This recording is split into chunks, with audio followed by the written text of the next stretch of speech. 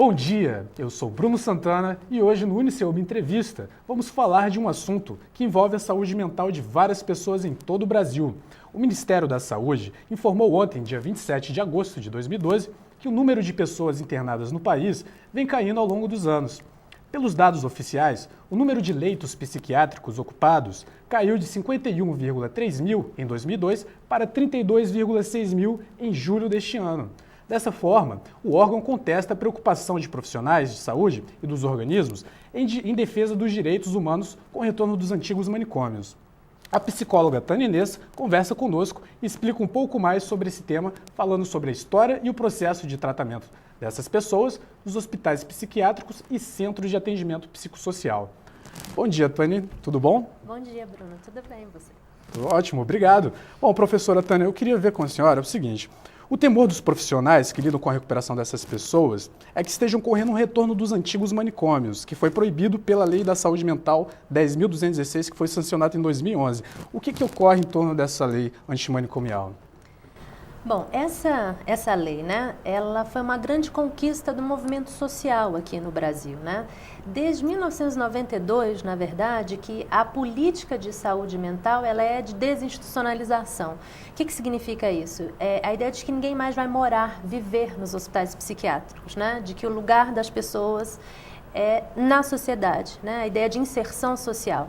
E desde então, nós temos serviços que nós chamamos de substitutivos ao hospital psiquiátrico. Que serviços são esses? São os CAPs, né, os Centros de Atenção Psicossocial, e as residências terapêuticas. Em 2001, foi essa grande conquista, né, com a lei, porque ela redirecionou, agora oficialmente, a política nacional de saúde mental.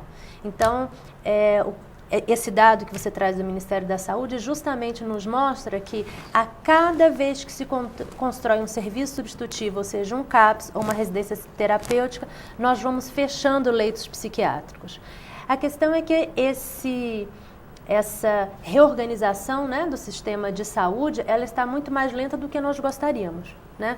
A lei previa, se não me falha a memória, um prazo de 5 anos para que não houvesse mais nenhum leito psiquiátrico. Né? Já são 11 anos, né?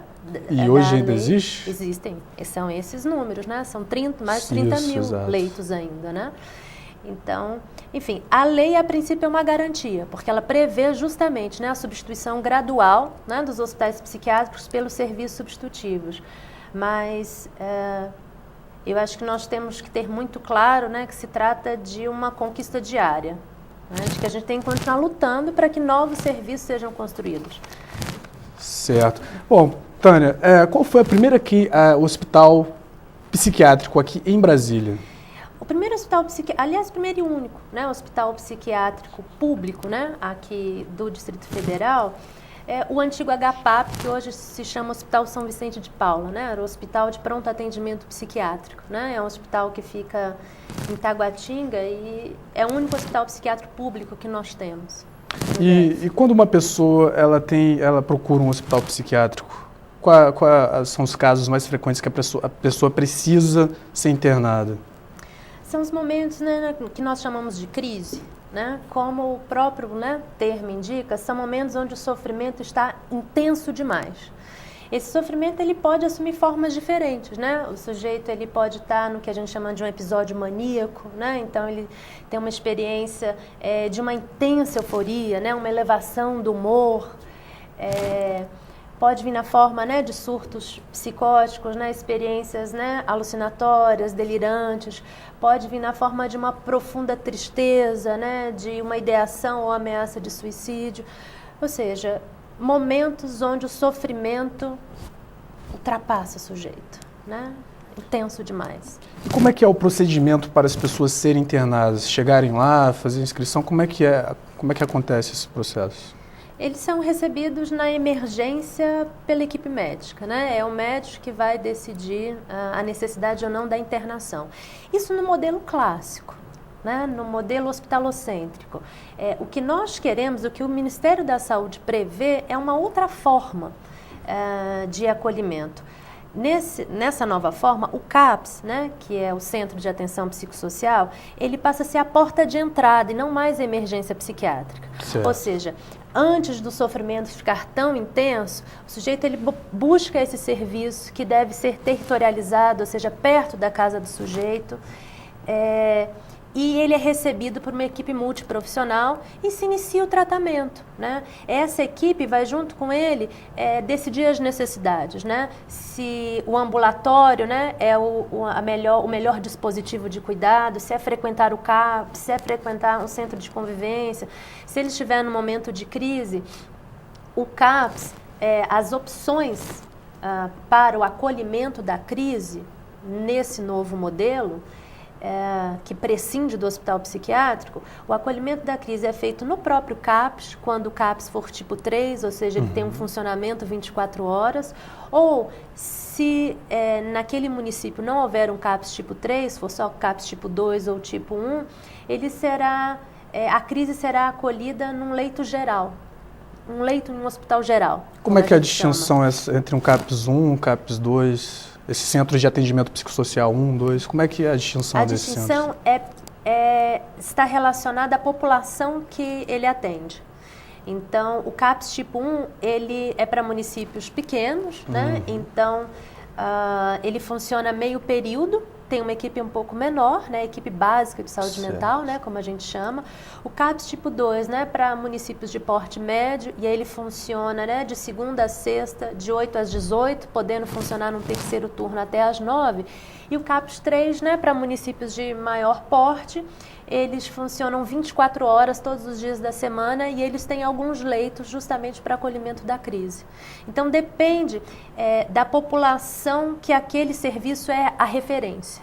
Certo. Né? Pelo número de habitantes. E como os parentes devem ser instruídos antes, durante e depois do tratamento? Como é que eles são instruídos? A gente tem uma mudança importante, né, do lugar da família na mudança de paradigma.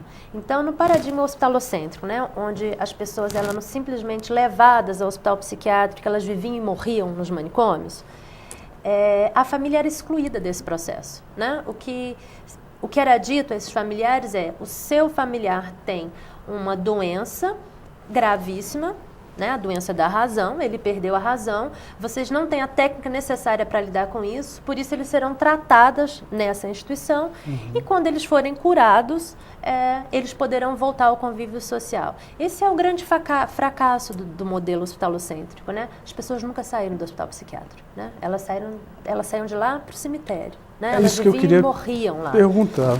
Qual a quantidade de pessoas que obtêm 100% da recuperação, quantas não se recuperam ou não se recupera o suficiente? Tem uma porcentagem ou um balanço, uma ideia? Não que eu saiba diretamente em termos numéricos, porque é uma outra concepção.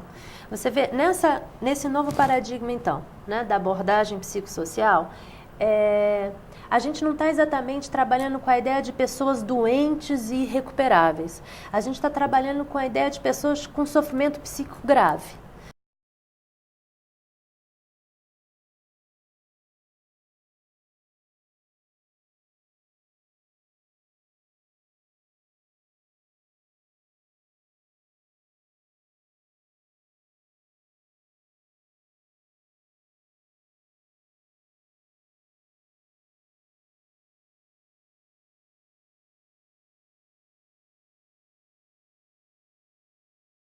Serviços, que não são nem tão novos assim, né? Desde 1988, é inserção social, é resgate dos direitos humanos, né? É ajudar as pessoas a viver. E aí, para isso, a gente tem várias estratégias, né? Tem os medicamentos, né, que ajudam no controle dos sintomas, você tem as psicoterapias, você tem as oficinas, você tem os projetos de geração de renda. Retomando, né, a sua pergunta da família, nesse paradigma, a família, antes de excluída, agora tem um papel fundamental. Ora, a família é o primeiro lugar de inserção social. Então, a família, dentro dessa proposta, eu diria para você que ela tem um duplo lugar. Ela é tanto cuidadora, então nesse sentido, né, nós somos parceiros dos familiares para juntos, né, encontrarmos as melhores possibilidades de vida, né, para o familiar que apresenta, né, o sofrimento psíquico, como ela também necessita de cuidado. né? Não é só uma pessoa que sofre ou que adoece, né? Todo o sistema familiar que sofre junto. Então, também é preciso cuidar dessas famílias para que elas sejam melhores cuidadoras.